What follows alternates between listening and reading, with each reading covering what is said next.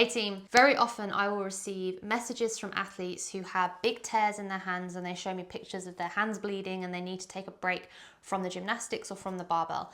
And unfortunately, this is very common, especially if you suddenly increase your volume in these movements, and it means that you need to take a break from them in order for your hands to heal. Now, this actually is completely avoidable, but it requires you to do regular hand care. And this is something that I find that a lot of people don't know about, or they've got the wrong perception of, so they don't do it. Now, I used to think this as well, so I totally understand, but a buildup of callus on your hand, I used to think protected you from the bar, and you needed to leave that buildup there in order to add a layer of protection. However, this absolutely isn't the case, and a callus is a buildup of dead skin that is really liable to ripping, and this is what happens when they rip off and they bleed and you end up in a heap of problems. What you actually need to do is regularly shave the calluses off and keep the skin supple and healthy, because healthy skin doesn't rip. So if you stop that callus buildup from happening, your hands won't hurt when they jump onto the bar, and you won't end up with big rips that happen whenever you do too much. So I'm going to show you exactly what I do on a weekly or bi-weekly basis, and all of these tools are readily available from a local chemist. They're actually foot tools, but you use them on your hands and it's completely fine. A couple of cautions to take note of. If you've never done this before and this is the first time and you have a big callus buildup, try not to take the whole thing off in one session, because your hand is going to feel sore after, because it's too big of a change. I did that the first time I did it and it is sore. So take off a small layer, wait a few days, then take off the next layer and just build yourself into when you take the whole callus off.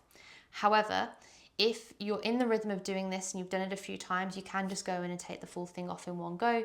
Your hands might feel a little bit tender the day after, but this is a really necessary thing for you to do so that you can keep healthy hands. If I'm really thinking about it, I'll shave my calluses the day before a session where I don't have any gymnastics, and then by the time I do them the day after, I'm completely fine. So keep an eye on this. I'm going to show you now exactly how to do it properly, and you can go home, buy the tools and do this on a weekly or bi-weekly basis to stop your hands ripping in the future. This is an example of one of the blades. Like I said, you find these in the foot section of the chemist. This particular one, you shave off like this. However, some of the blades, particularly the one I had in England, was shaped more like that kind of peeler. So just see what is available for you. Now, I do mine quite regularly, so there shouldn't be too much to take off. Here are the areas I'm going to aim for.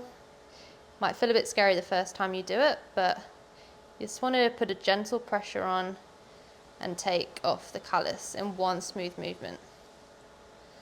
So you can see that is what I've just taken off. I'll put it down here.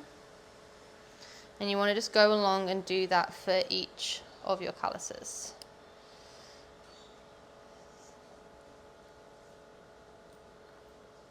Now, what is important once you've done these is you need to keep your hands soft, supple and moisturized. You can use a regular hand balm, although there are some products that are specifically for CrossFit. I like Wad Welder. This balm here is actually if you have a rip, so this is what can help heal it. I've only had a couple of rips, but I have found this is really good at speeding up recovery, and in their pack they do include a general lotion. However, if you don't have a rip, you can probably save your money on this and just go for a regular hand balm.